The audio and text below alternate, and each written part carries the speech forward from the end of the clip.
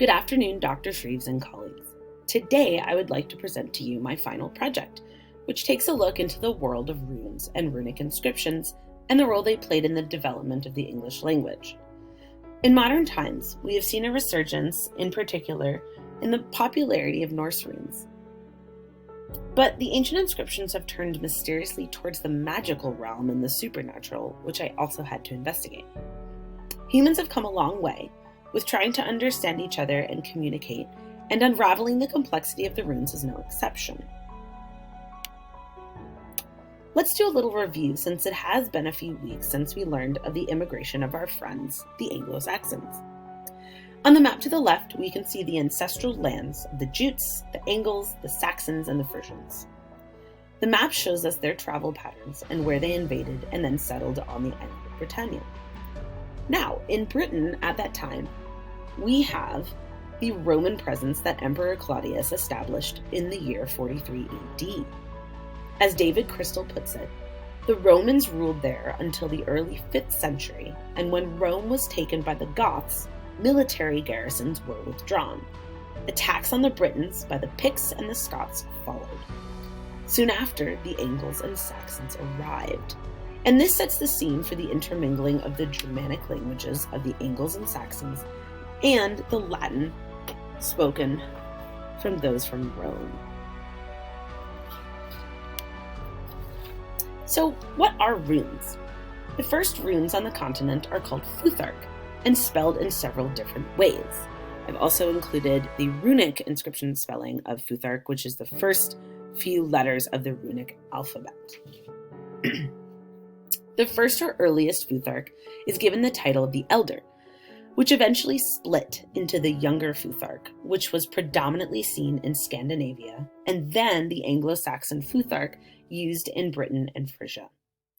The Younger Futhark was utilized from the 5th century CE to the 11th century CE, and in Scandinavia from 160 CE to the 11th century CE.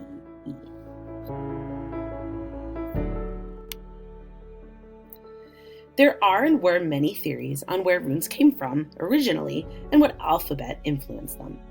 Most fascinating to me are the scholarly articles I found in and around the 1900s of contemporary professors arguing and disproving their theories. Here we read of Professor George Hempel beginning his appeal to Professor Wimmer and disproving his theories on runes. Now, these gentlemen were not so subtle in naming each other in their work either.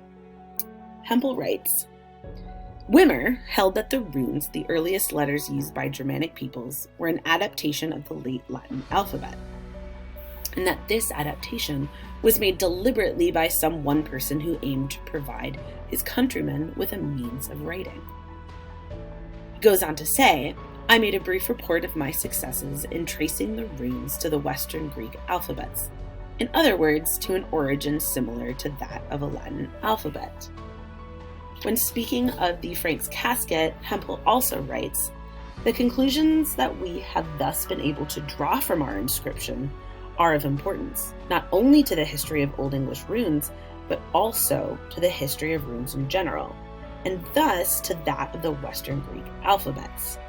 In our inscription, again the Franks Casket, we now find the historic evidence that there once was a highly developed system of runic writing in use in northern England that was independent of this formulation and maintained itself until a comparatively late date.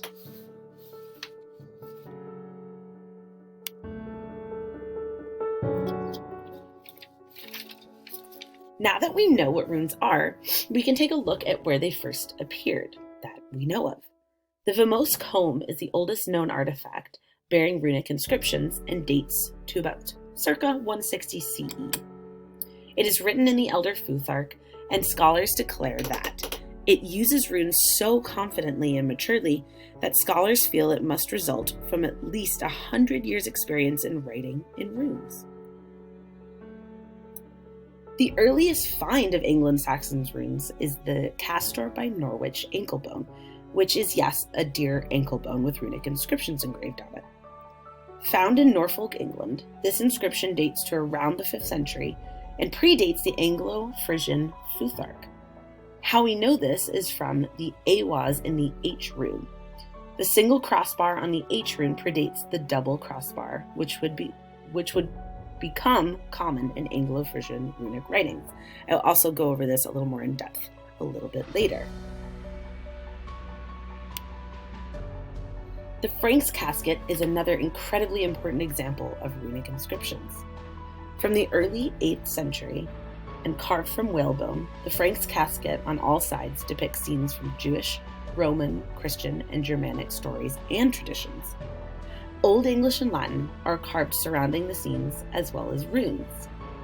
Once again, our friend Professor Hempel states that most of the runes in the various inscriptions on the casket are like or nearly like those found in other Old English runic inscriptions.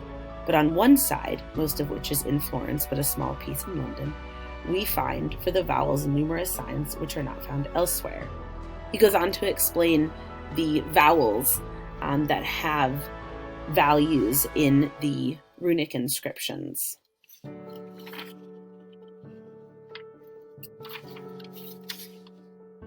The mixing of Old English, Latin, and runes tells of the past of these languages and begins the decline of the rune and its pagan background as it was pushed into the age of Christianity.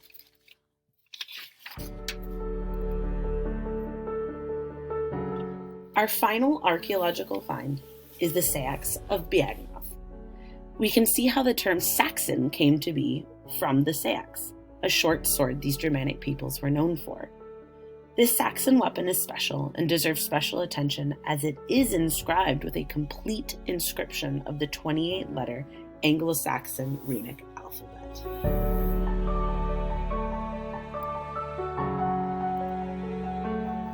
There have been many theories of the origin and early development of the Eldar-Futhark runes, as I have said before. David Crystal notes, the Germanic family, the metaphor of a family, is helpful, but it is also misleading in its suggestion that languages evolve through nice, clear lines of descent, as in a human family. It does not allow for the kind of sideways influence which individual languages have on each other. Varieties of a language which have begun to separate from each other can still influence one another in all kinds of ways, sometimes converging, sometimes diverging. The process never stops, being a reflex of the kind of mutual contact societies have.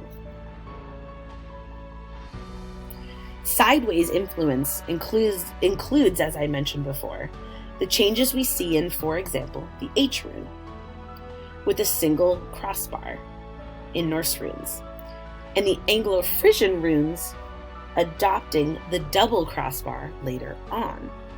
Naturally, this suggests that the writer who is living in East Anglia well before the Anglo-Saxon invasions began.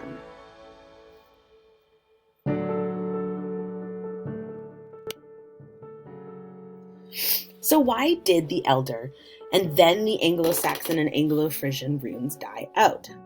It boils down to the dominant language of the changing times, Latin. Latin came from Rome and did not leave with the Romans. Latin was the language of the church, and since converting the whole of Britain was top priority, the pagan backstory of the runes must have an end.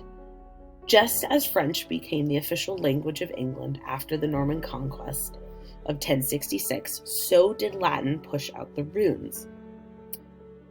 As for the modern-day use of runes and their magical abilities, this is not documented historically, and I could not find any connections within the history of runes, runic inscriptions, and their contribution to the Norse tradition and the Old English.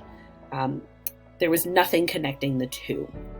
The only mentioned bit of runes was in the Norse sagas, which begins with Odin's quest for wisdom and understanding the runes as a language and what they mean, but it then further developed into magical tendencies that the Viking peoples and then the medieval peoples continued in oral tradition and the myths of the sagas.